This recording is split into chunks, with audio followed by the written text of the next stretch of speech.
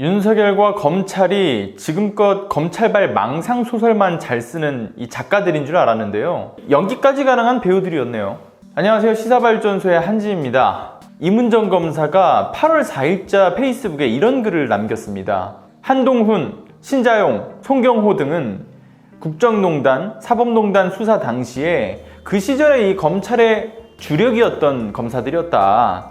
당시 구속된 검사들이 몇이 있다고는 하지만 그들은 이제 국정원과 이 청와대에 파견을 나가가지고 직접적인 어떤 범죄를 저질렀던 자들이고, 이 검찰에서 위법한 수사로 구속된 검사들은 없었으니 이게 검찰의 속사정을 너무나 잘 알고 있는 이 사람들은 너무나 황당할 수밖에 없었다, 이런 글을 썼습니다.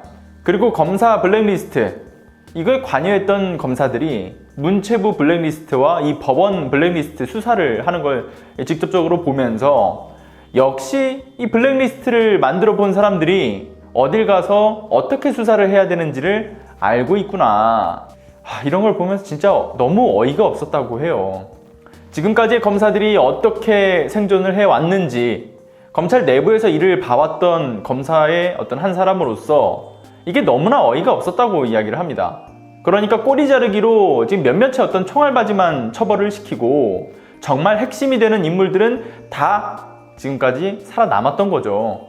그래서 이문정 검사가 보다 못해서 자신의 페이스북 글에 검사의 사명을 망각하고 검찰의 조직적 일탈에 면죄부를 준 그들은 검사의 자격이 없다, 이렇게 이야기를 하면서 검찰총장 윤석열과 이 서울중앙지검장 이성윤을 고발합니다, 이런 글로 가히 충격적인 사실을 밝히게 되었죠. 2015년 남부지검 성폭력을 은폐한 검찰 수뇌부에 이 조직적 범죄에 면죄부를 주는 그 일심동체였던 자들이 바로 누구였냐면요, 바로 윤석열과 이성윤, 그리고 이정현과 정진웅, 그 자들이었다라고 밝혔습니다.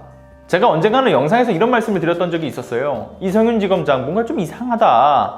겉으로는 뭐 윤석열과 척을 지고 있는 것처럼 보이고 있지만 이 수사의 부진함을 보았을 때 이성윤도 똑같을지도 모른다, 이렇게 얘기한 적이 좀 있습니다. 그런데 그 찝찝한 마음이 현실이 되고 마는 듯한 이 이문정 검사의 주장이 밝혀진 거죠. 우리는 이성윤 지검장의 행보를 조금은 믿었습니다. 하지만 이성윤만큼은 다를 것이다 라고 생각을 하면서도 그 한편에는 검사들이 뭐 다 똑같지, 100% 이렇게 신뢰를 주지는 못했던 것도 사실입니다. 그간 검사들이 해왔던 게 있으니까요.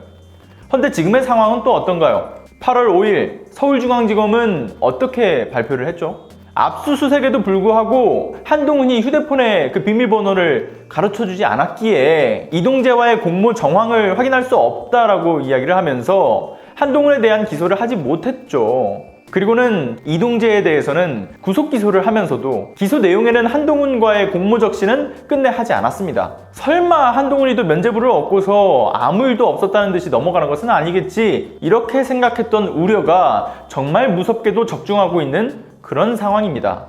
이동재를 꼬리 자르기 하려는 듯한 이 조선일보와 검찰의 짝짝꿍하는 움직임은 지금의 결과를 만들기 위한 어떤 밑밥이었던 거죠. 자, 그런데 검찰의 이렇게 소름 돋는 연기가, 그러니까 정말로 이들이 이번에 검찰개혁 의지를 저지하려는 계획적 어떤 움직임은 우리가 상상한 것 그 이상으로 철저했던 걸지도 모른다는 생각마저 계속해서 들게 만들고 있습니다. 조선일보가요, 수사팀 내부의 부부장급 이하 검사 전원이 이 한동훈에 대한 공모를 적시를 하는 것에 대해서 반대 의견을 냈지만 이성윤 지검장과 정진웅 부장검사의 경우에는 한동훈에 대한 공모를 적시하는 것으로 의견을 냈다, 이런 내용의 기사를 올립니다. 참고로 공모 미적시를 요구하는 검사들은 조국 전 장관님의 수사 당시에 한동훈의 지휘를 받고 있었던 그런 검사들이라고 해요. 근데 제가 여기서 생각하는 어떤 뇌피셜이지만요, 이렇게 대외적으로 드러나지 않은 어떤 검사들의 반대 의견은 국민들에게는 여전히 윤석열과 검찰 적폐정치 세력들이 몸부림을 치고 있음을 강조를 하면서도 이성윤과 정진웅 부장검사라는 인물을 전면에 내세워가지고 그럼에도 검찰 안팎에서 윤석열을 저지하고 국민의 개혁 의지를 함께 하려는 정의로운 자들이 여전히 남아있음을 어필하는, 그러니까 제2의 새로운 윤석열을 안치기 위한 그저 쇼에 지나지 않는 것은 아닌가 하는 불안감이 엄습해옵니다.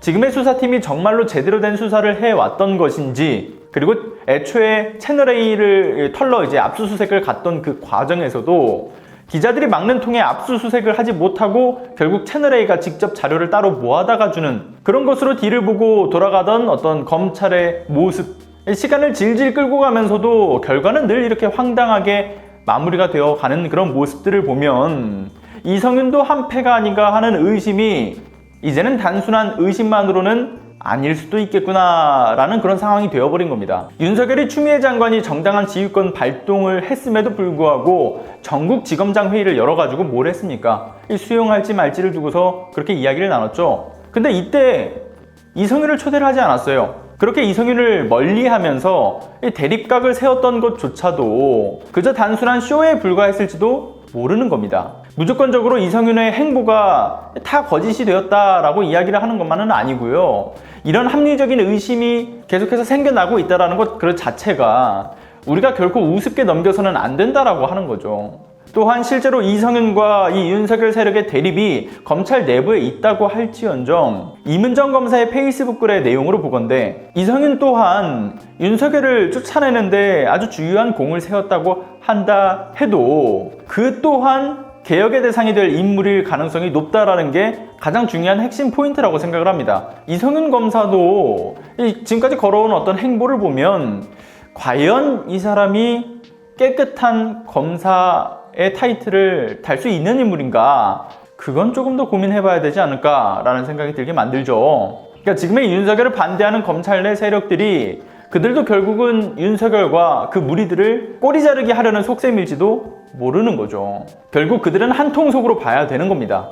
국민들의 개혁 의지에 맞는 총알바지 인물들을 몇몇 이렇게 쳐내고선 마치 자신들은 관련이 없었던 척, 그 누구보다도 정의로운 검사인 척할 게 불보듯이 뻔한 거죠. 어찌 보면 아주 오랫동안 썩어온 검찰, 결국 검찰 내의 모든 인물들은 검사 자격도 없는 자들이 된 지도 아주 오래일지 모릅니다. 저는 선임 검사들이 후임 검사들에게 보여왔던 모습, 그러니까 그들이 이어왔던 관행들이 후임 검사들 자신들이 어찌할 도리가 없을 정도로 체계화된 시스템에 강압성이 있었다라고 한다면 과거 당시 그 초임 검사들은 따를 수밖에 없었을 텐데 그런 단면을 잠시나마 경험해줄 수 있게 해주는 그런 것이 바로 최근에 윤석열의 이 신임검사 신고식에서의 발언이 아닐까 그런 생각을 좀 합니다. 헌법의 핵심 가치인 자유민주주의는 평등을 무시하고 자유만 중시하는 것이 아니고 민주주의라는 허울을 쓰고 있는 독재와 전체주의를 배격하는 진짜 민주주의를 말하는 것이다 라는 이야기를 하는 걸 보세요.